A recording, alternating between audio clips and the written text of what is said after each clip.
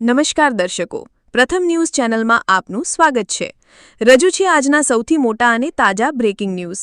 ચાલો શરૂ કરીએ આજના મુખ્ય સમાચારો સાથે। પદ્મ વિભૂષણ સન્માનિત પ્રખ્યાત શાસ્ત્રીય ગાયક પંડિત સન્નુલાલ મિશ્રાનું 91 વર્ષની વયે નિધન। પાકિસ્તાનમાં હિંસા, અનેક જિલ્લાઓમાં ભારે દેખાવો, 2ના મોત, પોલીસ જવાનોને બંધક બનાવાયા। સપ્ટેમ્બરમાં જીએસટી કલેક્શન 9% વધીને ₹1.89 લાખ કરોડ। 22 સપ્ટેમ્બરથી જીએસટીના ઘટાડેલો દરો અમલમાં આવશે। કેન્દ્રીય કર્મચારીઓને ડીએ 3%ના વધારા સાથે 58% થયું। ડીએનો નવો દર જુલાઈ 2025થી ચૂકવવામાં આવશે। મધ્યપ્રદેશ, રાજસ્થાનમાં સરકારી કેન્દ્રોમાં બ્લેકલિસ્ટેડ કફ સિરપથી 6 બાળકોના થયા મોત, ખુદ ડોક્ટર પણ બેભાન।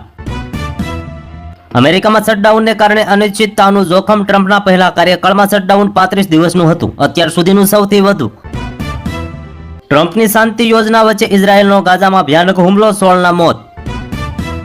વર્ષ 2023માં ગુજરાતમાં કુલ 4912 આર્થિક ગુના નોંધાયા, એનસીઆરબીના અહેવાલોમાં ઘટસ્ફોટ। ટ્રમ્પની ધમકી છતાં હમાસે ઝૂકવાની ના પાડી, 20 સૂત્રી પીસ પ્લાનને ફગાવી દીધો। કેન્દ્ર સરકારે દેશના ખેડૂતોના હિતમાં મહત્વપૂર્ણ નિર્ણય લીધો, દિવાળી પહેલા ખેડૂતોને મોટી ભેટ, કેન્દ્ર સરકારે ઘઉં પર એમએસપી વધારી। તહેવારોમાં ફૂડ વિભાગની રાજ્યભરમાં કાર્યવાહી, 2225 પેટીઓને ત્યાં દરોડા પાડીને 1000 કિલોગ્રામ ભેળસેળયુક્ત જથ્થાનો નાશ કરાયો। ગાઝામાં જે રોકાયેલા રહેશે તે આતંકવાદી, શહેરને તાત્કાલિક ખાલી કરવાની ઇઝરાયેલી રક્ષા મંત્રીએ આપી ધમકી। ટ્રમ્પના ગાઝા પ્લાનને સમર્થન આપવું ભારે પડ્યું, મુસ્લિમોએ પાકિસ્તાન અને આરબ દેશોને કર્યો વિરોધ। અમદાવાદ ક્રાઇમ બ્રાન્ચે ગેરકાયદે હથિયારોનો જથ્થો જપ્ત કર્યો, ગંભીર ગુનાઓ ઇતિહાસ ધરાવતા 2 શખ્સોની ધરપકડ। જે દેશભક્ત હતા તે યુદ્ધમાં ગયા, જે ગદ્દાર હતા તે સંઘમાં ગયા, કોંગ્રેસના આરએસએસ પર આકરા પ્રહાર। કફ સિરપ જીવ લેણ સાબિત થઈ, મધ્યપ્રદેશ, રાજસ્થાનમાં 7 બાળકોના થયા મોત, તંત્રમાં દોડધામ। ફિલિપાઇન્સમાં પ્રચંડ ધરતીકંપ, 69 લોકોના મોત, અનેકને ઇજા, સુનામી વોર્નિંગ। સંઘે રાષ્ટ્રમાં ચેતનાને જીવંત કરી, સ્થાપના માત્ર સંયોગ નહોતો, નરેન્દ્ર મોદીએ આપ્યું નિવેદન। કોઠ ગામના તળાવમાં માછલીઓનો ભેદી મોત, પર્યાવરણ પ્રેમીઓની ચિંતા વ્યાપી।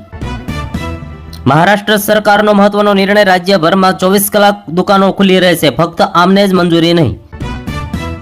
અમદાવાદમાં પાલતુ કૂતરા દીઠ રજીસ્ટ્રેશન ફી ₹2000 કરાય, પેટ ડોગનું રજીસ્ટ્રેશન નહીં કરાવ્યું હોય તો કોર્પોરેશન નોટિસ આપી દેશે। કેન્દ્રીય કર્મચારીઓને દશેરાની ભેટ, સરકારે જાહેર કર્યું 30 દિવસનું બોનસ। જેમણે ભારત પાકિસ્તાનની મેચ જોઈ તે બધા દેશદ્રોહી, એશિયા કપને લઈને ઉદ્ધવ ઠાકરે થયા લાલઘૂમ। સતત 48 કલાકથી તાવ આવતો હોય તો સાવધાન, ઝડપથી ફેલાઈ રહ્યો છે આ ખતરનાક વાયરસ। પીએમ મોદી અને ટ્રમ્પની આસિયાન સમિટમાં થઈ શકે છે મુલાકાત, ટેરિફ વિવાદ બાદ પહેલી બેઠકની સંભાવના। જમ્મુ કાશ્મીરમાં આતંકી નેટવર્ક સામે મોટી કાર્યવાહી, તહરીક-એ-હુરિયતનું હેડક્વાર્ટર સીલ। યુપીના ફતેહપુરમાં આકાશથી વીજળી પડતા હોનારત, પિતા પુત્ર સહિત 7ને કાળ ભડકી ગયો। અસ્થિ વિસર્જન માટે જતા પરિવારોને ગોજારો અકસ્માત, ઊભી ટ્રકમાં કાર ઘૂસી જતા 6 લોકોના મોત।